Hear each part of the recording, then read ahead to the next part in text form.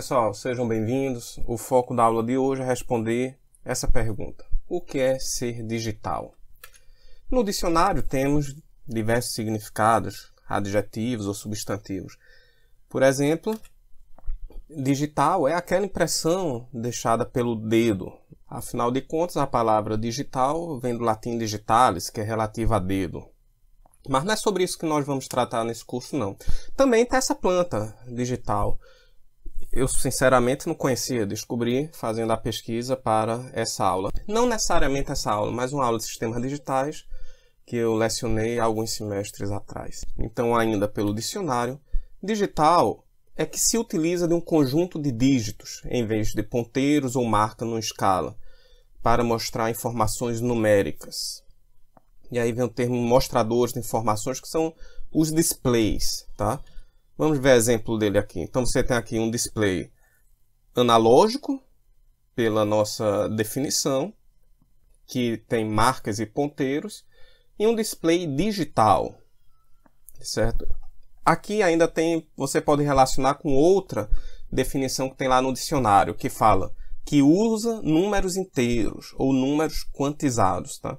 Eu não gosto de chamar sistemas que usam números inteiros de digital, porque tem sistemas que usam números inteiros que não são digitais. Eu prefiro chamar de sistemas discretos. Tá? Na matemática, inclusive tem uma disciplina em engenharia eletrônica chamada sistemas discretos, onde nós trabalhamos apenas com números inteiros, mas não digitais. Mas está lá no dicionário essa definição, que utiliza números inteiros, mas não é uma definição que eu goste muito. Outra definição que tem no dicionário é que diz-se de dispositivo que opera com valores binários exclusivamente. E a partir daqui é que começamos a tratar mais de sistemas digitais, como veremos neste curso. O que é valores binários exclusivamente? Tá? São valores que podem assumir apenas dois estados. Digo, são sistemas que possuem apenas dois valores, melhor assim. Por exemplo, raio ou carinha, certo? Então, se eu tiver um sistema que tudo dele, as entradas, saídas e o jeito de processar aquele dado, ele processa tudo baseado em raio ou carinha, isso seria um sistema binário. Por exemplo, aberto ou fechado, lâmpada acesa e lâmpada apagada, desde que não tenha nenhum estado intermediário do tipo lâmpada acesa fraca, né? Então aqui eu só estou dizendo ou a lâmpada está totalmente acesa ou está totalmente apagada, assim como o aberto e fechado. Não vai ter valores intermediários.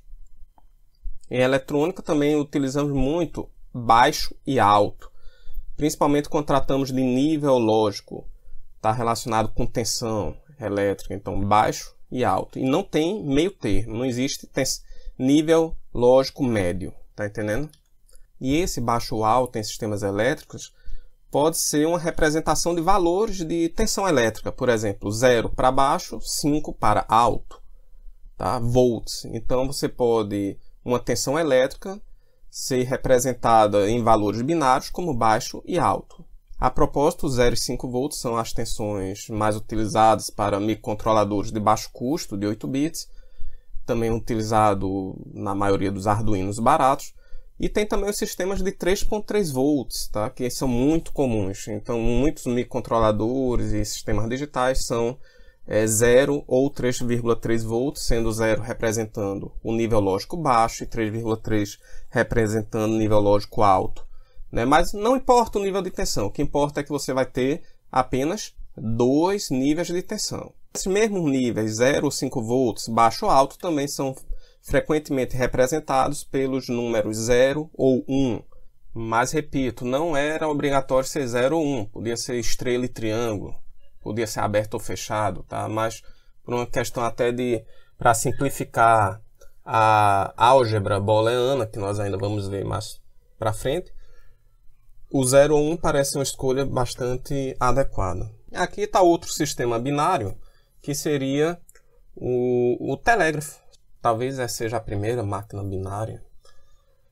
Enfim, você vai ter aqui uma bateria, uma chave que quando fecha o contato, aciona uma bobina e vai tocar um apito, né? Então, essa chave vai estar numa região da cidade ou do país, essa bobina vai estar em outra região, outra cidade, e o cabo do telégrafo é quem vai transportar o sinal elétrico de um lado para outro, né? E aí esse seria um sistema binário. Se a chave não estiver pressionada, não tem som. E se a chave for pressionada, tem som. Então aqui você só pode ter dois estados lógicos, ou desligado ou ligado. Então, se entendemos o que é digital, vamos ver agora o que é analógico. Analógico é o inverso do digital, né? Não assume apenas valores binários. Por exemplo, quantos valores existem entre 10 graus Celsius e 40 graus Celsius? Você vai ter 11, 12, 13, mas não só isso. Você vai ter 10,5, 10,6, 10,7, você vai ter 10,66. A bem da verdade, vai ter aqui uma infinidade de valores entre 10 e 40 graus Celsius.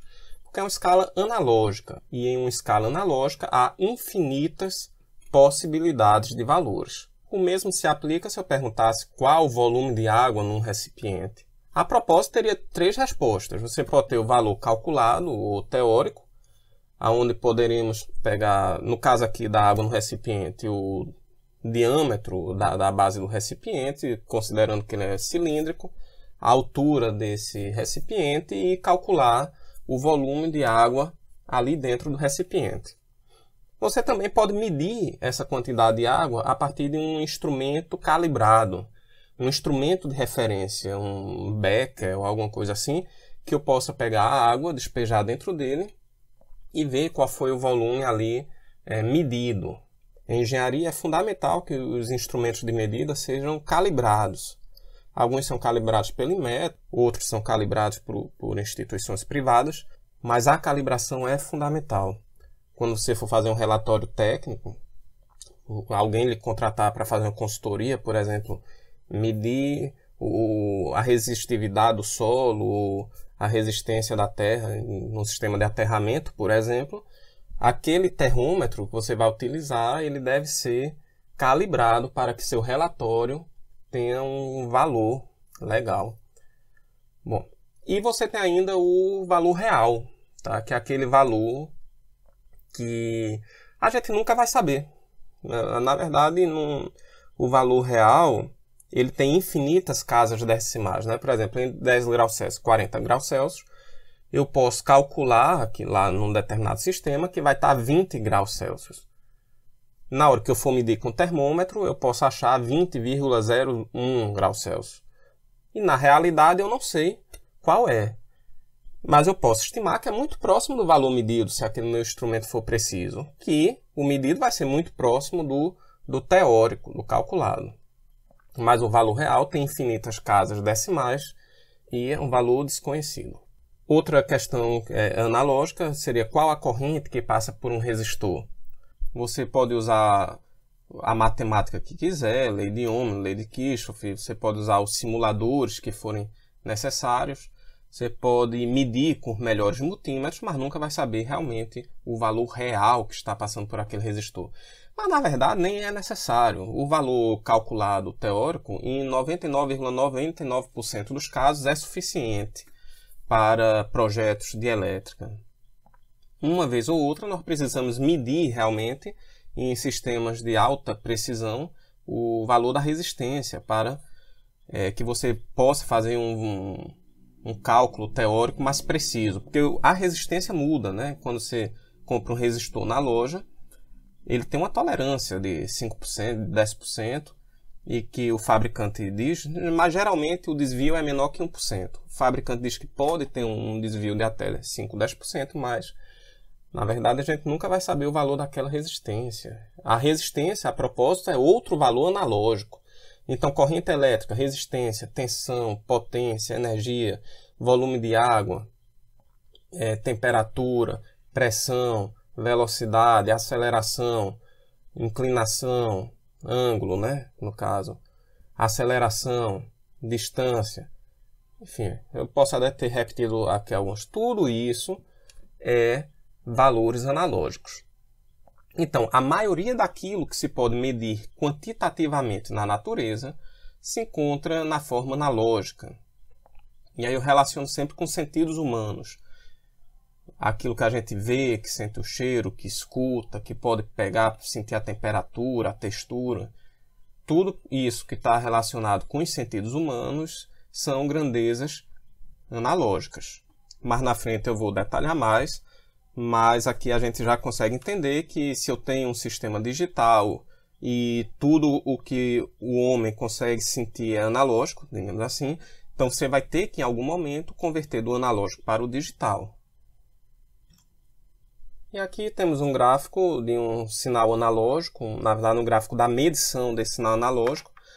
Não sei se é da medição ou pode ser também um gráfico teórico, né? A gente só sabe que não é o valor real. Enfim, mas temos aqui um gráfico de uma grandeza analógica, a temperatura está aqui em graus Fahrenheit, porque o autor desse livro que eu tirei essa imagem é americano. Desculpem, tá? Pela questão de direitos autorais. Se o YouTube ver isso aqui, talvez até tirem esse vídeo do ar. Mas eu esqueci qual foi o livro que eu tirei exatamente essa figura. Mas eu trabalho com dois, com o do Tosse e com o do Floyd. É um dos dois, tá? Então temos aqui a temperatura em Fahrenheit. E o autor é americano, por isso que usa essa escala imperial. A propósito, eu nem entendo por que os Estados Unidos ainda utilizam a escala imperial e não as unidades do SI, né, do Sistema Internacional de Unidades e Medidas. Os Estados Unidos é o último grande país que utiliza esse sistema, né? Você tem pés, polegadas, onças fluidas, enfim. E enquanto o resto do mundo usa metros, quilo, litros, tá? Mas voltando para cá. Então temos aqui um sinal analógico que tem infinitos valores entre um ponto e outro, que os pontos na verdade nem existem, porque esse é um sinal contínuo, então você não tem pontos de medição. É como se um aparelho analógico estivesse medindo o tempo todo o valor dessa grandeza analógica e plotando num papel, através de uma caneta, um plotter, né, que não desgruda do papel. Agora, se eu faço essa medição com esse mesmo instrumento analógico, tá? Mas de hora em hora, então esse sinal a gente pode chamar ele de sinal discretizado, tá? No eixo do tempo. Então no tempo ele é um sinal discreto. Não é discreto porque ele não fofoca, enfim, essas coisas não. É porque esse é o termo que utilizamos na eletrônica. Então quando são valores inteiros, eles são um valor discreto, tá? Não é que ele fique recolhido no celular, não. E a gente diz que a gente também pode dizer em eletrônica que é um sinal que ele foi amostrado, tá? Mais uma vez, ele não é amostrado porque é um sinal bonito, mais bonito que os outros, e aí se amostra perante a comunidade dos sinais, não. Ele é amostrado porque nós amostramos um pouquinho desse sinal de tempos em tempos. É uma amostra que retiramos do sinal. Não uma, mas várias. De hora em hora nós tiramos uma amostra. Ou seja, uma amostra por hora. Esse uma amostra por hora é o que chamamos de taxa de amostragem. Tá bom? Mas esse sinal continua sendo analógico. Mas é um analógico amostrado. Certo? Agora, você pode ter também o sinal arredondado, tá? Para números inteiros próximos. Nesse caso, os números inteiros escolhidos foram 70, 75, 80, 85, enfim, de 5 em 5.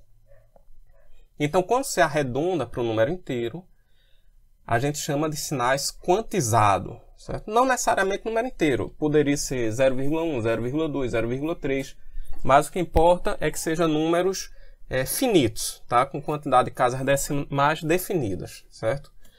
Então, aqui no caso foi de 5 em 5, é o espaço da quantização que foi realizada aqui no eixo da temperatura. Esse sinal ele é discretizado e quantizado. Significa o seguinte, que se eu quiser saber qual era o valor às 8h30 da manhã, eu não vou ter uma resposta. Eu só vou saber às 8 e às 9. Quando eu perguntar às 8h30, simplesmente o resultado vai ser não disponível ou qualquer coisa que não seja o valor realmente que a gente quer. Mas aí a gente pode interligar os pontinhos vermelhos, tá bom? Se a gente quiser saber a temperatura às 8h30, não vai ser um valor preciso, mas a gente sabe que vai ser aqui em torno de 80 graus Fahrenheit, né? Então, quando eu interligo os pontinhos vermelhos desse modo, tá? Ou seja, ele mediu aqui, então ele permanece nessa medição até a próxima medida. Eu não sei se vocês veem meu mouse aí no vídeo, tá? Porque eu estou gravando a tela. Já já eu dou uma olhada se meu mouse aparece. Pronto, já dei um corte aqui no vídeo e fui lá ver se o mouse aparecia e vi que sim, aparece. Então, continuando. Então a técnica é essa. Você faz uma medição e aguarda naquele valor até a próxima medição. Com isso, o seu sistema sempre terá um valor disponível para ser lido a qualquer momento, tá? Então, às 8h30 da manhã, se eu perguntar, ele vai dizer agora 80 graus. E é nesse sistema aqui em vermelho que nós trabalharemos o resto desse curso, tá bom? Cada nível desse será representado por um símbolo, um conjunto de símbolos binários, na verdade, e aí faremos operações matemáticas com eles, enfim, mais na frente. Mas é esse sinal quantizado e contínuo que será utilizado nos sistemas digitais. Mas qual é o melhor? Sistema analógico ou um sistema digital? Aqui nós vemos equações dinâmicas do motor de indução, no referencial DQ0. Vocês vão ver isso em algum momento do curso, mas não é para se aperrear agora, tá? Isso daqui são equações diferenciais. Você vai ter aqui derivadas, integrais, para conseguir resolver isso. E já adianto que dá um trabalhozinho, tá? Resolver essas equações. Eu sei porque eu fiz no doutorado, uma das disciplinas eram máquinas elétricas. Eu não vi isso na graduação, vocês devem ver isso aí na graduação de engenharia elétrica, mas eu só vim ver isso na pós, porque em engenharia eletrônica, na época pelo menos, não víamos essa parte aqui. Mas enfim, isso é uma curiosidade. O que importa é que eletricamente é fácil de se resolver uma derivada e uma integral, certo? Uma derivada você consegue derivando a tensão em relação ao tempo, e aí você vai ter a corrente elétrica aqui nesse circuito. Ou você pode também, a partir de uma corrente controlada, você descobrir a tensão. E aí isso aqui seria uma integral, né? Você integrando a corrente num determinado tempo, e sabendo a capacitância, né? Você consegue, o resultado da tensão será justamente essa integral. O mesmo serve para indutores, só que aqui a lógica toda é o inverso. Para você calcular uma derivada, você tem que ter uma corrente controlada e aí você mede a tensão. E para calcular a integral, você tem uma tensão controlada e mede a corrente. Então, analogicamente, isso aqui é feito de um pulo só, né? Isso aqui também. No sistema digital, o simulador utiliza um método interativo, certo? Aonde ele coloca uma tensão, mede a corrente, depois coloca aquela corrente, mede a tensão, depois joga a tensão, mede a corrente, joga a corrente, mede a tensão. E aí ele vai fazendo esse processo interativamente até chegar aqui no ponto ótimo, tá? Então aqui é como se fosse o eixo, supondo aqui que isso aqui é o eixo da tensão V no eixo X e o Y no eixo Y. E aí ele joga uma tensão em uma corrente, e aí vai vendo a direção que vai dando o resultado até chegar aqui na resposta certa, que é a tensão correta e a corrente correta, que vai fazer com que essas duas equações sejam satisfeitas ao mesmo tempo. Então você tem um processo que é interativo, tá? Você precisa de alguns ciclos para poder chegar na resposta certa. Então, de repente, seria melhor você utilizar realmente um sistema todo analógico para resolver essa equação do motor de indução, né? Esse sistema. É só você usar aqui capacitâncias e indutâncias para resolver todas as derivadas integrais que aparecer nesse sistema aqui de equação. O problema é que isso daria um computador assim muito grande. Quando eu falo muito grande, é tamanho de uma sala ou até de um prédio, dependendo. Daqui é um desktop, um computador de mesa de 1960, um computador analógico. Aqui é outro computador analógico de 1949, certo? Daqui é laboratório de propulsão Se eu não me engano, eu posso até parar aqui para ver lá no Google, mas para não me atrasar aqui eu não vou procurar. Mas se eu não me engano foi o computador que projetou os foguetes da NASA. Mas aí eu deixo para dever de casa para quem tiver curiosidade. Então aqui são computadores analógicos, porém eles são muito grandes. Eles consomem muita energia, são pesados e tem ruídos, tá? Porque no sinal analógico, qualquer variaçãozinha de tensão numa linha aqui vai dar um erro, tá? E esse erro vai sendo acumulado ao longo dos procedimentos no computador analógico. Outra dificuldade do computador analógico é o armazenamento do valor, que você tem que armazenar uma tensão elétrica, ou uma tensão, ou uma corrente, né? Ou um fluxo magnético, mas o que importa é que você vai armazenar uma grandeza analógica. E é difícil armazenar uma grandeza analógica. Tá? Você vai armazenar uma tensão num capacitor, por exemplo, o capacitor se descarrega com o tempo. O capacitor, o dielétrico dele não é ideal, então você vai ter aí uma fuga de corrente entre as placas paralelas e até o circuito mesmo que está ligado a esse capacitor, ele vai drenando aos pouquinhos alguma correntezinha. Tá, na ordem de nanoamperes ou de femtoamperes, mas eles vão se descarregando lentamente, esses capacitores. Então tem um erro aí associado com o armazenamento de valores analógicos. Sistemas analógicos têm algumas vantagens. Por exemplo, o mundo real é analógico, não quantizado, não discretizado. Tá? E em algumas situações, um sistema analógico será mais rápido que um sistema digital. O problema dos computadores analógicos é isso que eu falei agora há pouco, é ruído, repetibilidade, né? Justamente porque ao longo da cadeia de processamento analógico pode ter ruídos que vai alterar no resultado final, então por isso eu botei aqui na mesma linha, ruído e repetibilidade. Você tem também o volume físico, que tem a ver, não necessariamente, mas está relacionado com a quantidade de energia gasta para aquele computador funcionar. E aqui nessa foto é um exemplo de uma rede neural analógica. Aqui você pode ver LDR, são sensores de luz, tem 4 LDR aqui, 4 aqui, 4 aqui, 4 aqui, tem quanto? Tem 5 vezes 4, 20 sensores de luz, e certamente essa rede neural analógica está vendo alguma coisa do tipo de onde a luz está vindo, a velocidade que a luz está passando, enfim, eu não sei exatamente o que essa rede neural faz, mas ela faz alguma coisa e esse aqui é mais um trabalho artístico do que um trabalho técnico, tá? Ninguém vai fazer essa montagem dessa forma.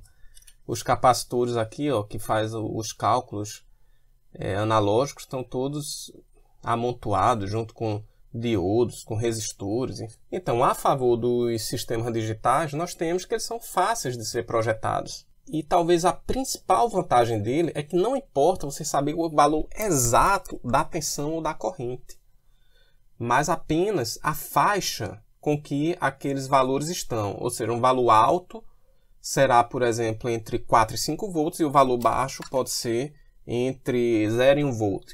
Mas você não precisa saber precisamente o valor daquela tensão. Também vai a favor aqui dos sistemas digitais a questão do armazenamento dos dados, que com espaço muito menor, um espaço físico menor, capacitores e indutores são grandes, tá? Fisicamente falando.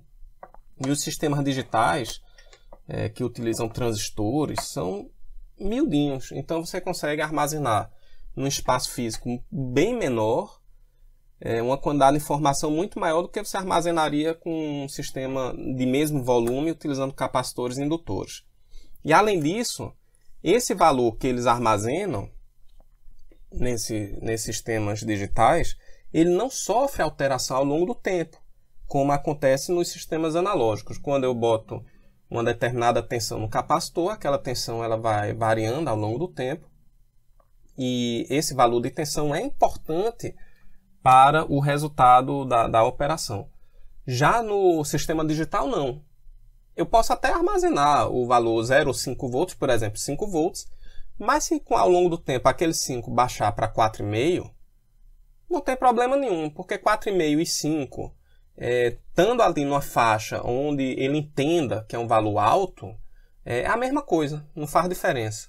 E também relacionado com isso do armazenamento, até a questão do processamento, né, que eu disse que no sistema analógico, ruídos que entram ali na rede, acaba alterando um pouquinho os valores das tensões e correntes do sistema, e esses valores, esse erro se propaga ao longo de toda a cadeia de processamento. No valor digital não, tá? Porque se é 0 ou 5 volts, se de repente ele muda para 5,5 ou 4,5 volts, o computador continua entendendo que aquilo é 5 volts, que aquilo é nível lógico 1, né? Então, durante o processamento, essas oscilações nas tensões não alteram o resultado final do processamento. Eles são mais robustos. E também é mais fácil de vocês fazerem um computador programável, né? Que eu digo assim, um sistema digital programável. E analógico também é possível, mas é muito mais complicado. No sistema digital é mais fácil porque você pode fazer um conjunto de instruções, armazenar em uma memória e vai ter lá uma unidade de processamento de dados que vai puxar essa memória linha por linha, as instruções que estão armazenadas nela, e executar. Isso aí vocês vão ver na disciplina de microprocessadores, no 6º período. Aqui repete um pouco do que já foi falado sobre ruído, e aqui ele fala o seguinte, que é difícil você colocar circuitos analógicos dentro de um espaço físico pequeno, de um circuito integrado, certo?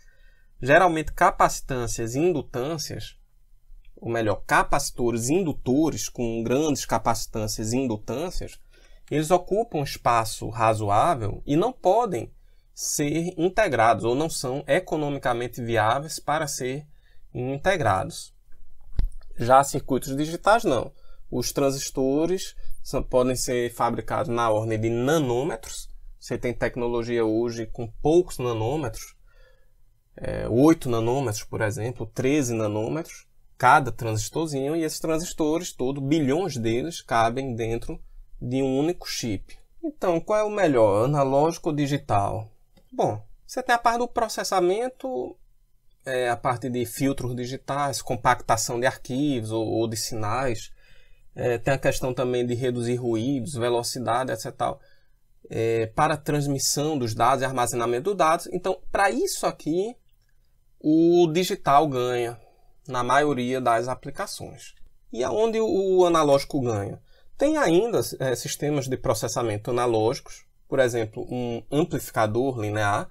Isso daqui é um processador analógico. E ele vai ganhar porque vai ter um custo menor de produção, menos distorção. Porque se aqui o sinal é analógico na entrada, o ser humano é analógico. As ondas sonoras é analógico, o microfone vai converter essa onda mecânica em uma onda elétrica de tensão. E esse sinal de áudio, que é analógico, ele pode ser aqui processado em um sistema analógico e sair para o alto-falante, que também é analógico, ficando então todo o sistema no domínio analógico. E aí vai reduzir o custo, né? Porque aqui eu não vou precisar converter do analógico para o digital, fazer o processamento digital e depois reconverter do digital para o analógico. Como é um processamento muito simples, por exemplo, um equalizador ou apenas um amplificador mesmo, então como é um processamento assim simples, geralmente é mais viável manter isso aqui tudo na analógica. O que mais ocorre, na verdade, é um sistema misto, em onde você vai ter partes analógicas e partes digitais. Em geral, nós chamamos isso aqui de sistemas digitais mesmo, apesar de ser misto. Num sistema digital típico, nós podemos dividir isso aqui em 4 partes. Tá? Você pode dizer que isso aqui é a entrada. Você vai ter aqui a saída.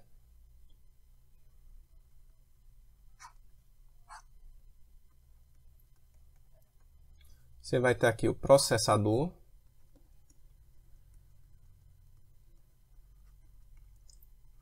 E você vai ter aqui a realimentação.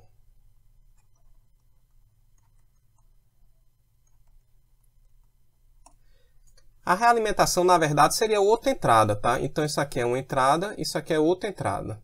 Isso aqui é a saída. Cada item desse, eu desenhei 4 quadradinhos aqui, não foi? 1, 2, estou fazendo isso só para testar a caneta. 3, 4. Então, cada quadradinho desse pode ser tanto analógico quanto digital. Tá? Se o processador for analógico, então a entrada deve ser analógica. Ou, se a entrada for digital, ela tem que ser digital, mas com conversor para analógico. Tem que ter um conversor analógico ou digital para analógico. E na saída, né, se o processador for analógico, a saída ou tem que ser analógica, ou se a saída for digital, tem que ter um conversor do analógico para o digital. Tá? Não sei se vocês estão entendendo. Se o processador for digital, então nós temos o inverso. As entradas devem ser digitais, ou se for analógica, tem um conversor de analógico para digital. E a saída tem que ser digital, ou tem um conversor de digital para analógico, se caso seja analógico, certo? Nesse caso, aqui ele usa um resistor para emitir calor. Então, o resistor é um sistema analógico. Então, se a saída é analógica, tem que ter aqui uma conversão de digital para analógica, já que o processador é digital. Já a entrada aqui, ele usou um sistema digital, tá? Um display com botão para aumentar ou diminuir a temperatura. Então, aqui o sinal que sai desse sistema já é digital. Então, não precisa do conversor aqui. E a realimentação, ele utiliza aqui um sensor. Esse sensor aqui também é analógico. Poderia ser um sensor que tem aqui a comunicação já digital. Existe, é tão barata quanto, quase tão barata quanto o sensor de temperatura analógico. Ele usou um sensor analógico e aí você tem que ter aqui uma conversão do analógico para o digital para poder entrar no processador digital. Por exemplo, se essa entrada aqui, ao invés de uma entrada digital, fosse analógica, por exemplo, utilizando um potenciômetro, aqui está o símbolo do potenciômetro. Potenciômetro é aquele volume que vocês chamam, né? Que é um pitoquinho assim que gira. Enfim. Então, se eu tenho aqui um potenciômetro, esse aqui é um sinal analógico de tensão. Então, eu teria que usar aqui um conversor analógico digital. O símbolo dele que eu uso é esse aqui. Um quadradinho com essa barrinha, um A em cima e um D aqui. E a saída agora seria digital. A entrada aqui é analógica e a saída é digital. E aí eu poderia ligar nesse processador digital que está aqui.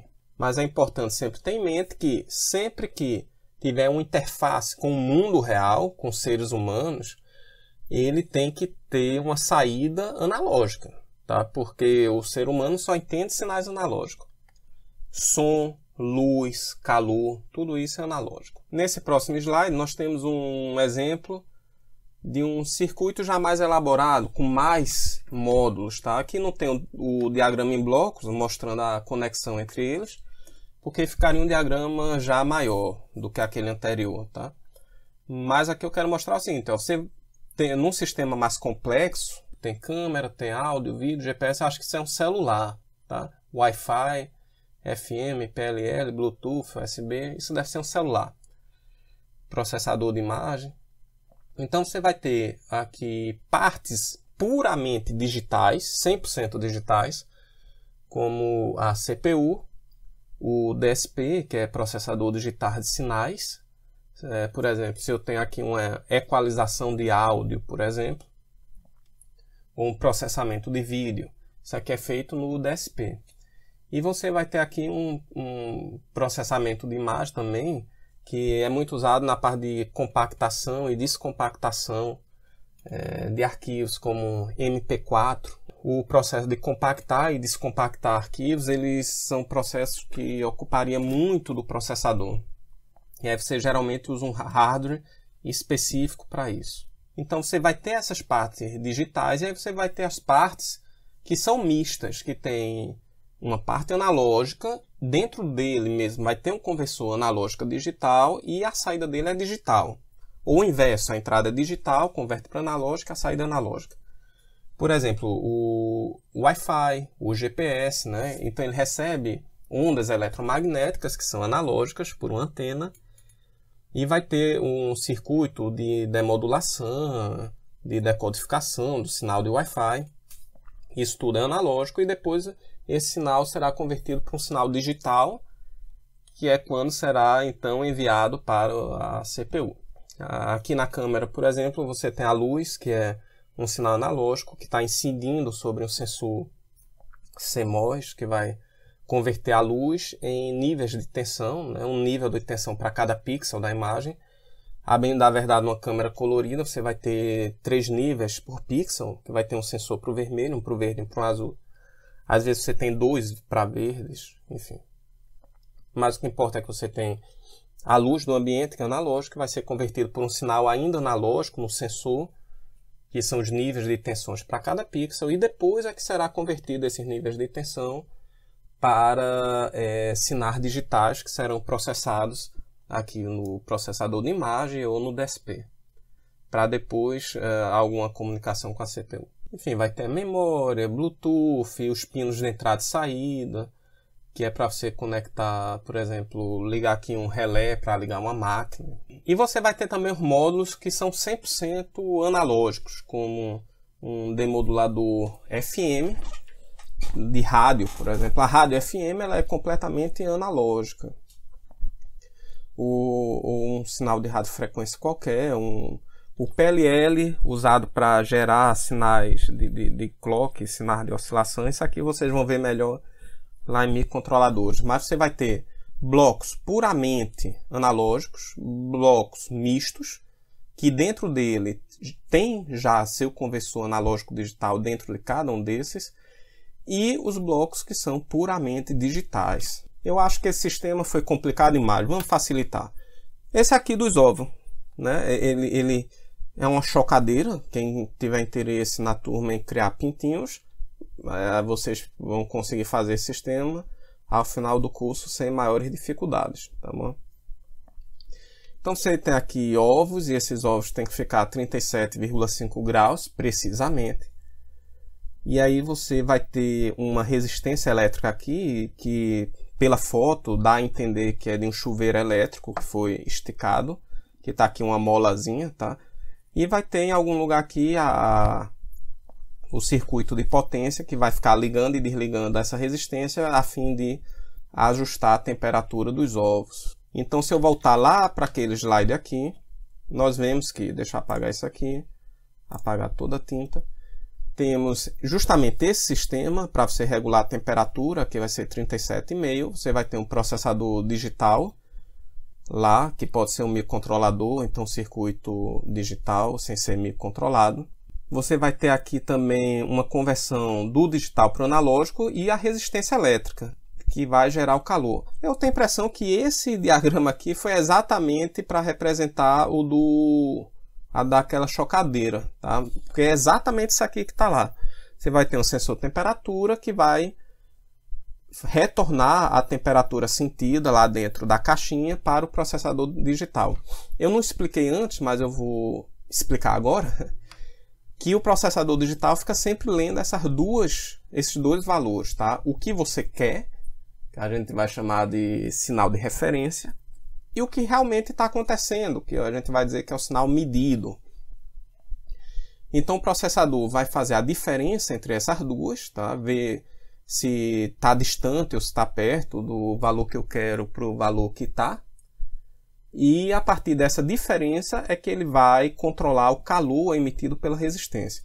Isso aqui parece ser simples a uma primeira vista, no sentido de que se tiver a distância grande aqui de temperatura, você liga a resistência no máximo, né? Deixa ela bem quente, que é para esquentar logo e chegar perto do que eu quero. Seria simples a princípio, mas não é, porque quando você vai ver lá em sistema de controle, lá no 6º período do curso de engenharia elétrica, vocês vão ver que esse sistema realimentado ele pode ter algum fator que atrapalhe isso. Por exemplo, se houver um tempo entre ligar essa resistência e o calor chegar no sensor, você não é instantâneo. Você ligou a resistência, tem um tempo para o calor chegar no sensor. Então pode ser que, vamos dizer que seja 1 minuto, supondo. Então, na hora que aqui chegar em 37,5, eu vou mandar desligar a resistência, né? Só que o calor que ele está medindo não é o calor que vai estar daqui a 1 minuto, porque se a resistência estava ligada e demora 1 minuto para ele sentir o que está acontecendo, pode ser que esquente muito além dos 37,5, porque ele vai passar 1 minuto a mais do que deveria. Então, o sistema de controle aqui tem uma função matemática que você vai implementar aqui no processador digital, que ele vai prever quando chegará em 37,5. Ele vê o futuro. Enfim, não sei se eu compliquei mais do que ajudei, mas continuando aqui. Para não nos perdermos, o que nós vimos até agora, né? Que os sistemas digitais é aquele que se usa um conjunto de dígitos em vez de ponteiros ou marca no escala para mostrar informações numéricas. Por exemplo, esse display aqui nós podemos chamar de display digital, porque aqui você tem dígitos sendo mostrados ao invés de ponteiros e marcas, tá? Não necessariamente, tá, pessoal? Aqui dentro dele é um sistema digital. Ele pode ter apenas o display digital, mas o sensor de temperatura que está dentro dele pode ser analógico. Também vimos que diz de dispositivo que opera com valores binários exclusivamente e também grandezas que assumem apenas valores inteiros, que eu disse que em eletrônica eu prefiro chamar de valores discretos e não de valores digitais, quando ele for apenas números inteiros. Mas vamos aqui para esse do meio, que diz que é operar apenas com valores binários exclusivamente. Relembrando, valores binários é aquele que pode ter apenas dois estados e nenhum outro. Por exemplo, 0 ou 1. Nunca esse sistema de numeração vai ter um valor diferente de 0 ou de 1. E aí, a partir de agora, nós vamos trabalhar com o que a gente chama de níveis lógicos. Em sistemas digitais, não importa o valor exato daquela grandeza analógica. Por exemplo, se eu quero converter um valor de tensão analógico entre 0 e 5 volts em uma grandeza digital binária, que só possa ter dois níveis, o que é que eu tenho que fazer? Eu tenho que dizer o seguinte, ó, desse ponto para cima, ele vai ser, eu vou dizer que é 5 volts. Desse ponto para baixo, eu vou dizer que é 0. Tá? Então, eu crio essa polarização do sistema, essa binarização. Deixa eu riscar aqui um pouquinho, tanto para gastar essa caneta aqui que eu comprei, quanto para explicar melhor. Então, por exemplo, daqui, desse nível para cima, ele vai dizer que é nível 1. Nível lógico. Eita. Lógico 1. E desse nível aqui para baixo, ele vai dizer que é nível lógico 0. Ou seja, os 5 volts eu vou chamar agora 5 volts de 1. E 0 volts eu vou dizer que é nível lógico 0. Então aqui você... E aqui nesse meio termo aqui, ó. Esse meio termo é um lugar onde a gente que trabalha com sistema digital não quer ficar. É um lugar que é indefinido, certo? Se era 1, ele vai continuar sendo 1. Se era 0, ele vai continuar sendo 0. Entre esse nível e esse aqui, nós não podemos definir um nível lógico para isso. A gente diz que é... chamar isso aqui de valores proibidos, tá? Valores indesejados, valores proibidos. É uma faixa de valor onde o sistema digital não vai ter certeza se você está querendo dizer que ele é 1 ou se você está querendo dizer que ele é 0, tá bom? Aqui você vê bem isso, ó. O nível está caindo, caindo, caindo, aí chegou nessa faixa proibida, mas ele ainda considera que é nível lógico 1, tá? Até que ultrapassa esse nível inferior. Quando ultrapassa esse nível inferior, ele diz, opa, aqui já é nível lógico 0. E aí a saída vai para 0 aqui desse sistema digital. Mesmo que ele volte um pouquinho, a gente vai ver que a saída não vai ficar oscilando. Ele não vai voltar para nível lógico 1. Porque ele está nessa faixa proibida. Ele só vai voltar para nível lógico 1 se ele cruzar essa linha aqui de cima. Então ele vai continuar aqui caindo e cai. Isso aqui é bom porque evita que ruídos cause oscilações na saída de um sistema digital. Porque se tivesse apenas um nível e não tivesse esses valores proibidos, o que aconteceria?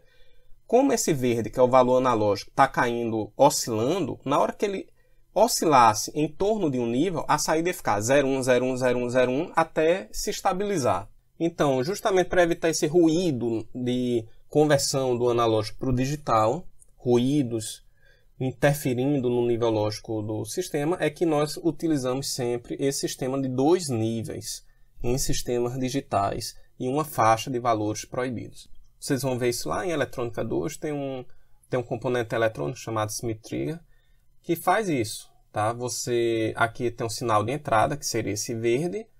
Se eu quiser acender e apagar uma luz, não acender devagarinho, mas a luz estando totalmente apagada ou totalmente acesa, a partir de um potenciômetro.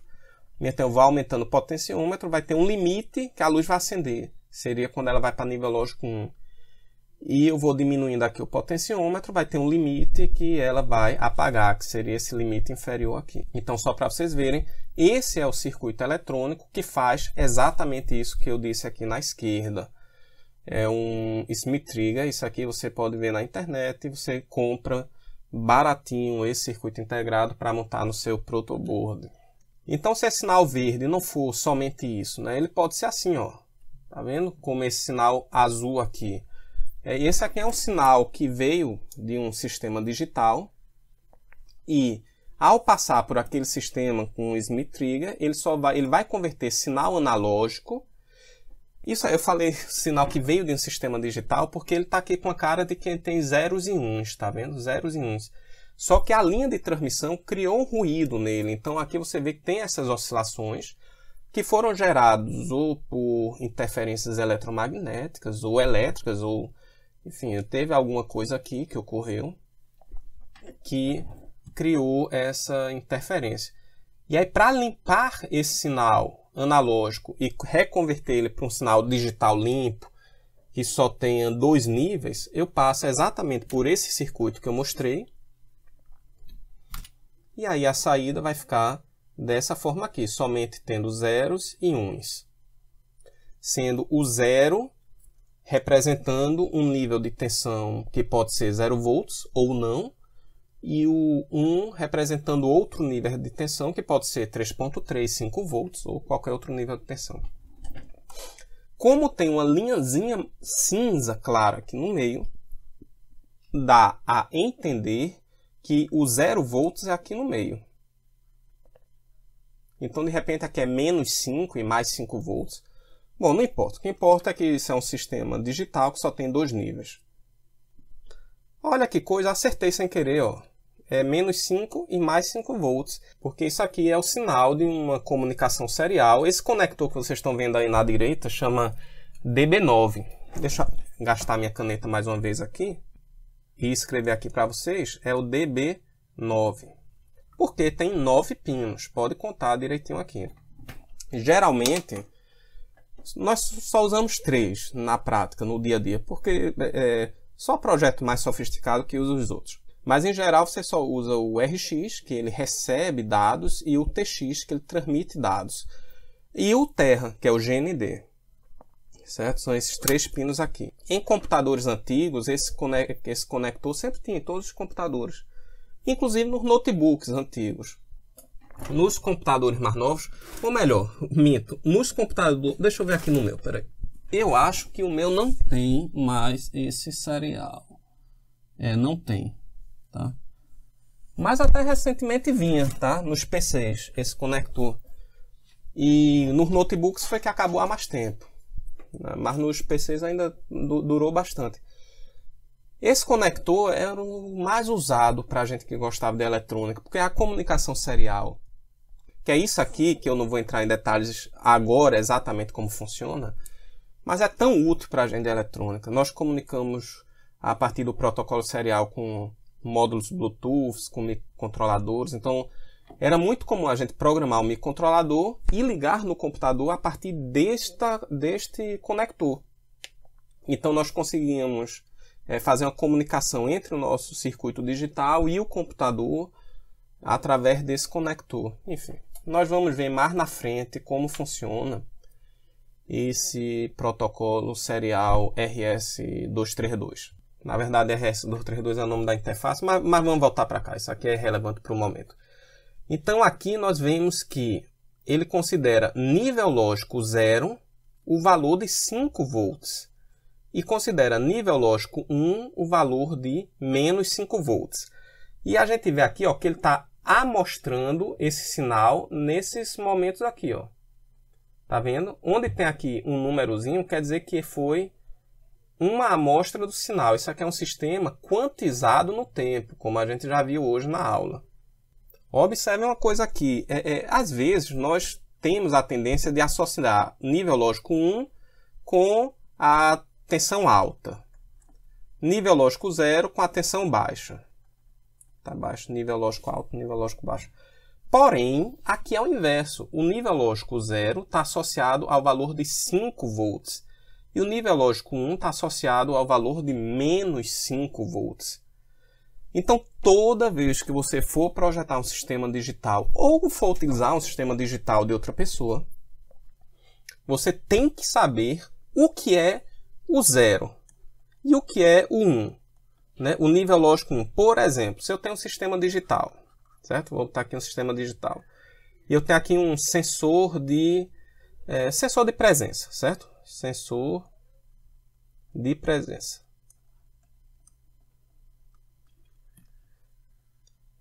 Pessoal, para vocês não dizer que eu não sei português, isso aqui foi um cedilha, viu? Isso não é um S não. É porque eu passei aqui, ó. Eu quis fazer isso e passar aqui embaixo. Mas português à parte. Então, se eu tenho aqui um sensor de presença, eu tenho que dizer que, por exemplo, que o 0 vamos dizer que seja para detectar pessoas. Se o 0 significa que detectou uma pessoa, e o nível lógico 1 dizer que não detectou. Ou seja, você tem que dizer o que é o 0 e o que é 1, que podia ser o inverso. 1 se detectou uma pessoa e 0 não detectou uma pessoa. Quem vai dizer o que é o 0 e o que é 1 é o projetista do sistema digital. E aqui tem um osciloscópio mostrando exatamente aquele sinal do protocolo serial. Bom, sendo mostrado aqui no osciloscópio os níveis de tensão. Aqui vemos que a escala aqui está quanto? 1 volt por divisão, tá aqui. Então nós temos 1, 2, 2,5 volts, mas aqui eu estou vendo o seguinte, que essa setinha que está 1 aqui, está dizendo que o 0 está alinhado aqui. Então temos que, na verdade, temos aqui mais ou menos 5 volts. Ó.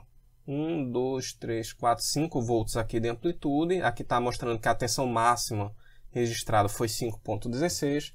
E a tensão mínima aqui embaixo, ele cai um pouquinho, menos 0,24 volts. Tá? E aí você vê que o sinal digital, quando você é medido no osciloscópio, ele não é assim bonitinho, retinho, perfeitinho não.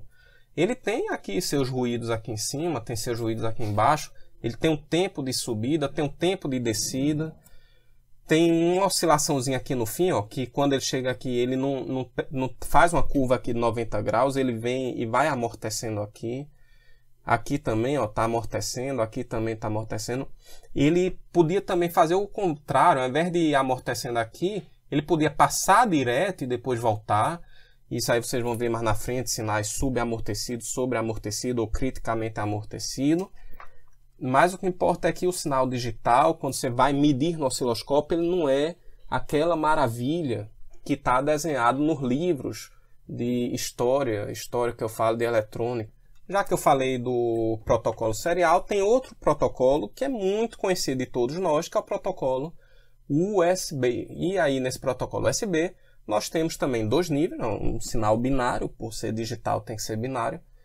Então, você vai ter um nível baixo e um nível alto. O nível baixo aqui, deixa eu pegar aqui minha canetinha novamente, o nível baixo aqui está aqui entre 0,3 e 0 volts, e o nível alto está aqui entre 3,6 e 2,8 volts.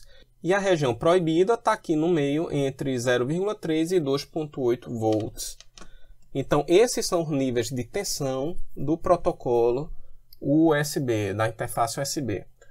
Vejam que o meio aqui é mais ou menos 3,3, que é o nível de tensão mais utilizado, talvez hoje, nos sistemas digitais novos, com microcontroladores novos, que utilizam USB, que já é nesse nível aqui, 3,3, tá bom? E não mais 5 volts, que era os circuitos CMOS e TTL antigo. Nós vamos falar disso mais na frente, tá certo? Mas só quis reforçar que Nesse aqui anterior, ele estava trabalhando aqui com 0 a 5 volts.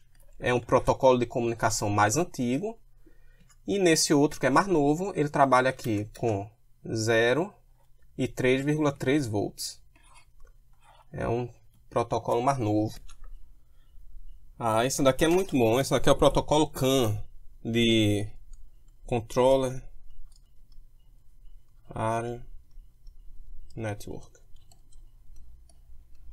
É muito utilizado para sistemas automotivos, porque ele é muito robusto. E por que ele é tão robusto? Porque ao invés de ter apenas um sinal elétrico para definir o nível lógico, 0 ou 1, como a gente viu nos casos anteriores, ele usa 2 sinais elétricos, 2 fios, e a combinação desses 2 fios é quem vai dizer se aquele sinal elétrico é 0 ou 1. E aí isso deixa o circuito mais robusto, porque se tiver um ruído em um dos 2 fios apenas, o sistema vai identificar que houve um erro ali, um ruído entrou em um dos fios e vai evitar um possível mau funcionamento do sistema.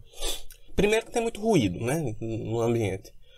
E segundo é que eu não posso, por exemplo, um sistema de ABS, um sistema importante desses que depende da vida dos passageiros, eu não posso confiar em um protocolo de comunicação susceptível a ruídos, né, a erros. Enfim, vamos lá. Então ele tem aqui esse fio vermelho, esse fio verde, chamado CAN-H e CAN-L. E se ambos os fios estiverem em 2,5 volts, ele considera aqui como nível lógico 1. E se o fio verde descer e o fio vermelho subir de tensão, aí ele considera como nível lógico 0. Observe que se um ruído chegar na rede aqui, ele nunca vai acontecer isso, de um subir e o outro descer. Ou os dois vão subir junto, ou os dois vão descer junto, perante a um sinal externo de ruído eletromagnético. Então, ele é bastante robusto, porque não tem como o ruído provocar esse padrão de um fio subir, a tensão de um fio subir, a tensão do outro fio descer. Mas voltando para o sistema mais comum, que é de ter um nível de tensão apenas, então, aqui nesse slide mostra justamente a questão do nível lógico 0, também muito conhecido como nível baixo, e o nível lógico 1, também conhecido como nível alto, ser representado por faixas de níveis de tensão, né? Então você vai ter aqui a tensão mínima do baixo, a tensão máxima do baixo, a tensão mínima do alto, a tensão máxima do alto, né? E as letras utilizadas é o H e o L. Acho que aqui está errado, viu? Acho que aqui é VL. Esse livro eu já peguei alguns errinhos nele, tá bom? Aqui é VL. O A é de high, o H, né, é de high, e o L é de low, que é nível lógico alto e nível lógico baixo. Em sistemas digitais também tem eventos que acontecem em instantes, né? Assim, que não fica em nível lógico 0 direto, em nível lógico 1 direto. E aí esses eventos podem ocorrer ou na borda de subida, que é esse aqui, ou na borda de descida, tá? Então, esse evento aqui, onde ele estava em 0, foi para 1 e voltou para 0, isso é chamado de pulso positivo. E esse evento que era 1, foi para 0 e voltou para 1, isso é chamado de pulso negativo. Um exemplo de eventos que podem ocorrer em bordas de subida e borda de descida, por exemplo, pode ser... Você tem uma catraca para contar pessoas, uma catraca eletrônica, por exemplo, na entrada de uma loja. Nessa época de coronavírus, nós sabemos que há limitação de quantidade de pessoas dentro da loja. Então você pode fazer uma catraca que conta a quantidade de pessoas que entram e que saem. E aí, na hora que uma pessoa entra, isso é um evento instantâneo, assim, que deve ser registrado lá no processador. E aí o que vai importar para o sistema digital nesse caso, vamos dizer que seja definido pelo projetista que uma borda de subida vai representar uma pessoa entrando, tá? Então não vai importar muito o tempo que ele passar, que a gente vai chamar TH, o tempo alto e nem o tempo baixo. O que vai importar é a borda de subida, que é quando uma pessoa entra, certo? Ou o projetista pode optar por projetar seu sistema considerando as bordas de descida. Toda vez que alguém passar pela catraca, tem uma borda de descida. Aqui está um exemplo de um pulso positivo. Tá? Aqui vem nível lógico 1, foi para nível lógico 0, foi para nível lógico 1, voltou aqui para nível lógico 0. E aqui, esse pulso positivo, eu estou olhando no osciloscópio. Né? Então aqui está o nível de tensão real do sistema real, que eu falo teórico. Né? E aqui nós vemos que é definido como tempo de subida, o tempo é que ele vai de 10% a 90% do valor da tensão. E o tempo de descida, ao contrário, é o tempo que ele vai de 90% até passar pelo limite de 10% da tensão nominal daquele sistema digital. Outros nomes importantes, esse aqui, overshoot, é muito falado em inglês, que é a sobreelevação de sinal, que aqui é o pico máximo que ele atinge após ultrapassar o nível nominal. Esse daqui seria o valor nominal. Suponha que seja um sistema de 5 volts, por exemplo.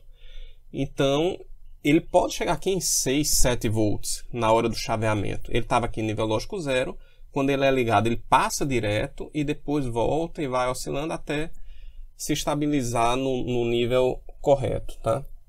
Isso aqui geralmente ocorre num tempo muito rápido. E essa oscilação é fruto de capacitores, efeitos capacitivos e indutivos presentes no circuito. Não é que eu bote de propósito um capacitor ou indutor, é que naturalmente as placas de circuito impresso, quando a gente projeta, ela tem capacitâncias e indutâncias parasitas. Né? O próprio fato de eu fazer aqui, por exemplo, linhas paralelas numa placa de circuito impressa, eu tenho aqui um circuito integrado, vou botar aqui um CI digital ligado a outro CI digital.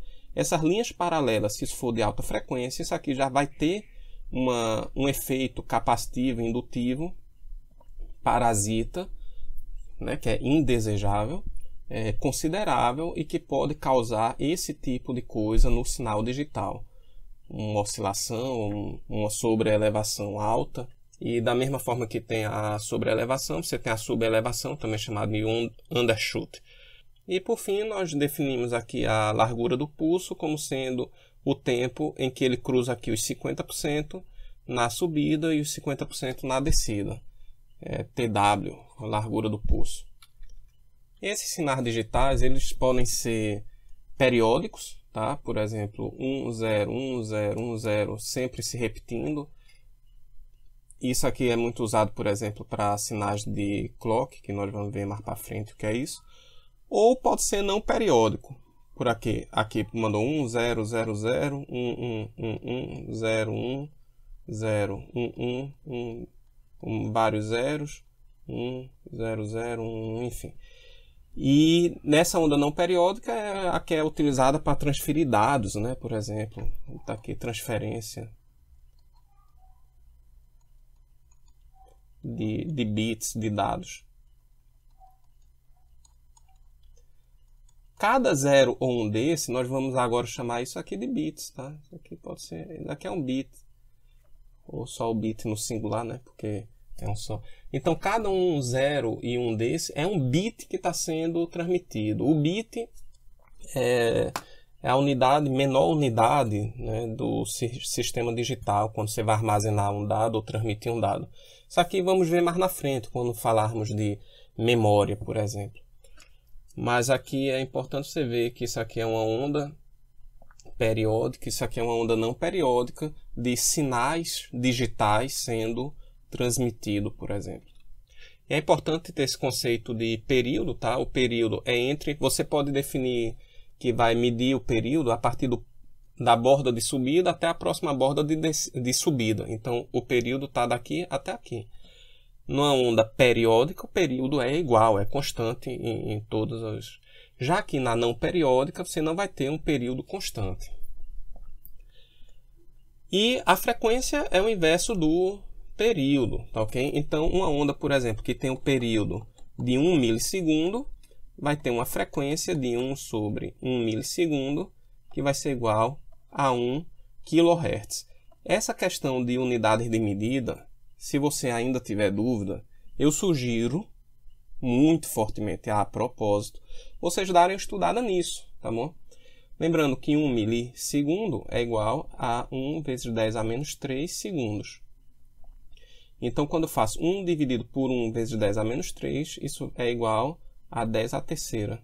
1 vezes 10 à terceira hertz, que no caso vai ser 1 kHz. O sinal de clock é uma onda periódica, tá bom? Que é utilizado em microcontroladores, microprocessadores ou circuitos digitais sequenciais, que vamos ver isso mais para frente ainda. Mas entenda que eu já estou inserindo termos importantes de sistemas digitais. Então, um sinal de clock é um sinal digital periódico. E esse clock vai ser utilizado para dizer o ritmo de execução dos circuitos digitais. Então, tem aqui um clock de 2 GHz. Agora é que eu estou vendo que essas duas perguntas são totalmente independentes, tá? Então, a pergunta de cima é o período de um clock de 2 GHz. Então, o período é o inverso da frequência, 1 sobre 2 GHz. O gigahertz é 10 à nona, não é isso? Então, o período, que é igual a 1 sobre f, vai ser igual a meio, que 1 sobre 2 é meio, vezes 10 a menos 9 segundos, que é a unidade de período. Isso significa meio nanosegundo. Ok? Mais uma vez, se você tem dúvida das unidades de medida, você deve ter o domínio total do nano. Não falo nem o fento, que é o que vem antes. Nano, fento, nano, micro, mili. Aí vem a unidade principal aqui. Depois vem quilo, mega, giga, tera. Tá bom. Tem penta também, né? Mas saber essas unidades aqui, esses submúltiplos, né, de unidade de medida. Até giga, tá? Tera não é muito usado em eletrônica, não. Em computação, sim, né? Terabytes, né? Um HD de 1 terabyte, né? Ou terabit em alguns momentos. Bom, a próxima questão pergunta qual o ciclo de trabalho da onda periódica abaixo, tá? Ciclo de trabalho é um conceito utilizado muito em eletrônica, que tem a ver com um tipo de sinal chamado PWM, que é modulação por largura de pulso. Em inglês, pulse, width, modulator. Desculpe meu inglês. E o que é que significa o ciclo de trabalho? O ciclo de trabalho é a quantidade de tempo que ele passou aqui em nível lógico 1 em relação ao tempo total do circuito, que é o T. Então seria o meu duty cycle, que é meu ciclo de trabalho, e a gente também usa muito essa palavra em inglês, que é a letra D. É medida inclusive em percentual, tantos por cento, vai ser igual a meu TW dividido por meu T. Em alguns livros, em algumas fontes, a gente usa TH também, TH dividido por T. Até prefiro o TH, H de high, né? T de alto. Então, meu ciclo de trabalho vai ser igual aqui a 1 dividido por, ele passou aqui 1, tá vendo aqui de 0 a 1, dividido por, aqui ele apagou o 10, aqui é 10, ó, porque esse aqui é 11 e aqui é 10. E como eu disse, esse livro tem alguns errinhos. Então, 1 dividido por 10, que vai ser igual a 0,1, que é igual a 10%. Isso significa o seguinte, que em 10% do tempo, a minha onda periódica vai estar em nível lógico 1, e em 90% do tempo, ele vai estar em nível lógico 0, certo? Se esse sinal periódico for aplicado a um sistema de potência para alimentar um motor, por exemplo, isso é o equivalente de dizer que o meu motor vai estar sendo alimentado em média com 10% da tensão dele. E aí o torque dele, né, a força do motor vai ser bastante reduzida.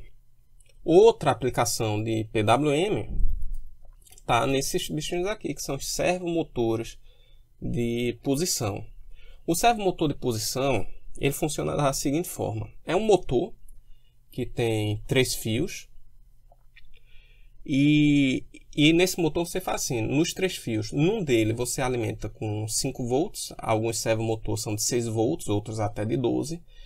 No outro fio você alimenta com terra, o GND, e no terceiro fio é um fio de PWM, que é um fio, que é o PWM, como eu já mostrei, é um sinal periódico, como clock, tá? É um sinal periódico. E a partir do meu duty cycle, né, o meu D, é que ele diz qual é o ângulo que esse motor vai estar. Esse motor, esse servomotor, ele não dá um giro completo não, tá? Ele só vai daqui de 0 graus até aqui 180 graus. Em alguns casos, o autor prefere chamar de menos 90 mais 90 e o centro ser o zero. Tanto faz, isso aqui é irrelevante, isso aqui é uma questão de geometria, de matemática. Tanto faz você dizer que é 0, 90, 180, como dizer que é menos 90, 0 e mais 90. Mas o que importa é que o servomotor só dá uma meia-lua, certo? Ele só vai 180 graus. Esse servomotor é muito usado em antena parabólica para girar lá o elemento captador do sinal. Então, se você chegar numa loja de eletrônica e pedir um servomotor para parabólica, na faixa aí de 30, 40 reais, pelo menos na época que eu comprava, de repente tem até aumentado. Deve estar uns 50 reais hoje em dia, nem sei. Tá tudo tão caro, né? Mas ele também é muito usado em aeromodelismo, por exemplo, em aviões, para você controlar aquele ângulo das asas e todas aquelas angulações lá para estabilizar o voo. Em carro, né, de corrida, como se fosse a direção, quem ajusta o controle das rodas. Não é o que gira a roda não, tá? O que gira a roda é outro tipo de motor. Esse aqui é o motor que, como se fosse a direção, para um lado e para o outro. E é um motor muito usado em eletrônica, muito. Mas enfim, como é que se controla ele? Se controla por PWM, de modo que se eu jogar um pulso com largura de meio milissegundo, ele vem para a posição 0. Se eu boto um pulso alto aqui de 1,5 milissegundo, ele vem para a posição de 90 graus. E se eu boto 2,5 milissegundo, ele vai para 180 graus. E ele vai e fica lá travado, tá bom? Mesmo que eu pegue com a mão e gire com força, ele não sai, lógico que tem um limite. Se eu botar muita força, ele sai. Mas quando eu soltar o servomotor, ele sozinho vai voltar para aquela posição. Se eu manter sempre, claro, esse sinal de controle de PWM lá no fio do PWM. Então minha pergunta aqui foi o seguinte: qual é a frequência desse PWM e o duty cycle? Primeiro eu estou vendo aqui ó, que o período, que é daqui para cá, é de 20 milissegundos. Em todos eles, ó, o período não muda, é 20 milissegundos. Estão alinhados os três. Então, se o período é 20 milissegundos, a frequência é o inverso do período. Quanto é que dá isso? 20 milissegundos. 1 dividido por 20. Isso aqui é a mesma coisa de... Eu vou pegar 20 e fazer 2 vezes 10, só para facilitar. Isso aqui é a mesma coisa de 1 sobre 2 vezes 10 a menos 2. Isso aqui vai dar meio vezes 10 ao quadrado, que é igual a meio vezes 100. Eu estou fazendo aqui passo por passo para vocês acompanharem o raciocínio. Meio vezes 100 é igual a 50 Hz. Então, essa é a frequência desse sinal aqui que eu estou enviando para o meu servomotor. Eu nem botei o nome disso aqui na frente, não foi? Deixa eu botar aqui em cima para vocês pesquisarem na internet se precisar. É servomotor. E o duty cycle, né? O duty cycle D, né? Então, nesse caso aqui, vai ser meio dividido por 20. Que é igual a 5 dividido por 200, que vai dar 2,5%, né? Porque 5 dividido por 200 é igual a 2,5 dividido por 100. 2,5%. Nesse outro caso aqui, o duty cycle vai ser 1,5 dividido por 20. Como em cima é milissegundos e embaixo é milissegundos, tá? Então nem escrevi, porque corta um com o outro, né? Vai ser 1,5 dividido por 200, é a mesma coisa de 15 dividido por 200, que vai dar a mesma coisa de 7,5 dividido por 100. Então isso aqui é 7,5%. E esse duty cycle aqui de baixo é 2,5 dividido por 20, que é a mesma coisa de 25 dividido por 200, que é a mesma coisa de 12,5 dividido por 100, ou seja, 12,5%. Então, 12,5%, 7,5%, 2,5%. Então, variando o duty cycle é que a gente diz o ângulo do servomotor.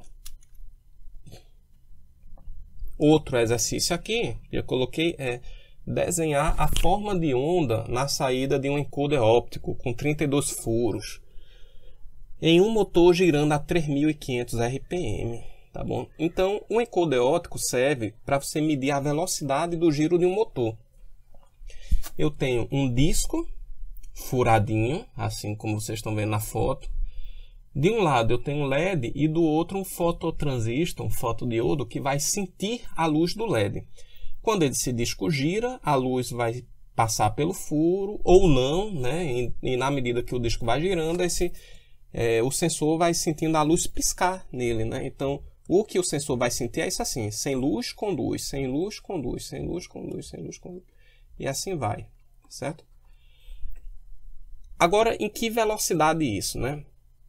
3.500 voltas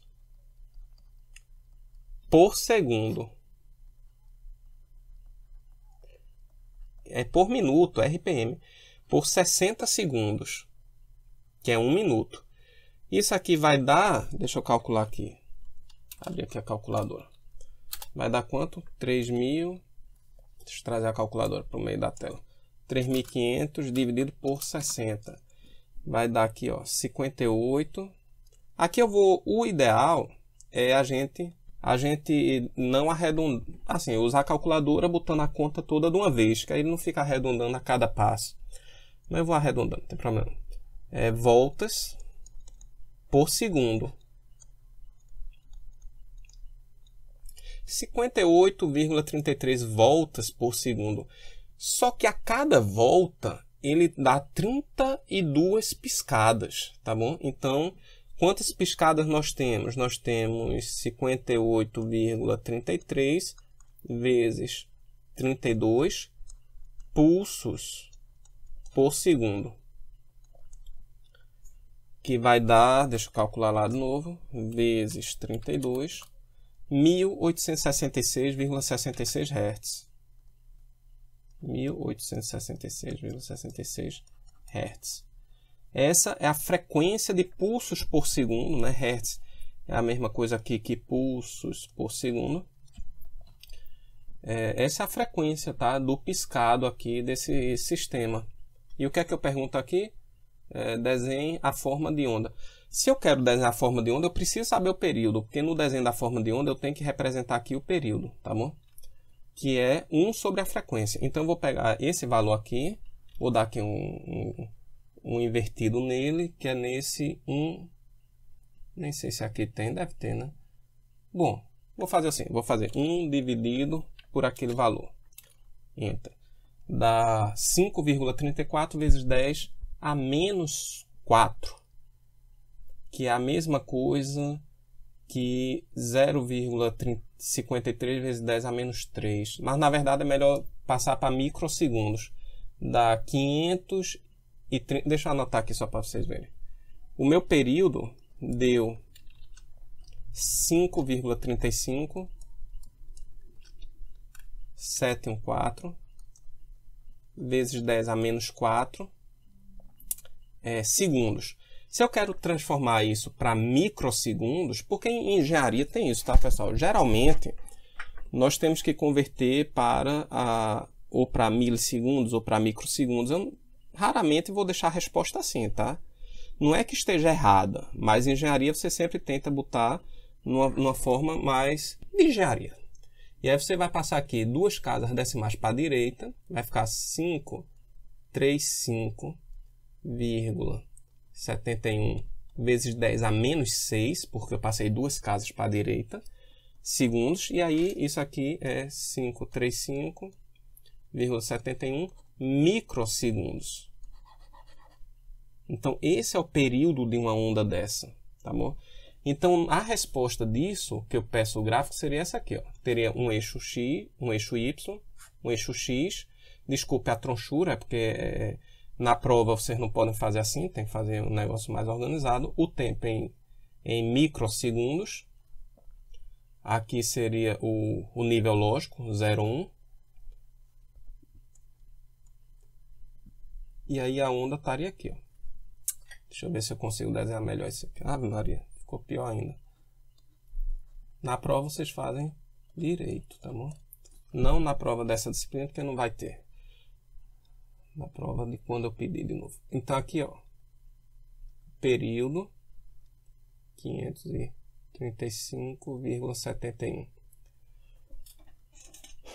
Na verdade, eu deveria marcar que era na escala, sabe? Ir marcando. 535,71. Depois eu somava esse mesmo tempo aqui e escrevi aqui. Mas tudo bem. Vamos passar, porque cansei a voz. Então, vocês devem estudar, mas não se limitar, tá, a essas seções 1.1, 1.2, 1.3 do livro do Tosse, 1.1 e 1.2 do livro do Floyd. Vejam, pessoal, eu poderia falar aqui... Eita, ainda tem mais coisa aqui para trás, mas eu vou parar aqui por hoje. Até a próxima aula, pessoal.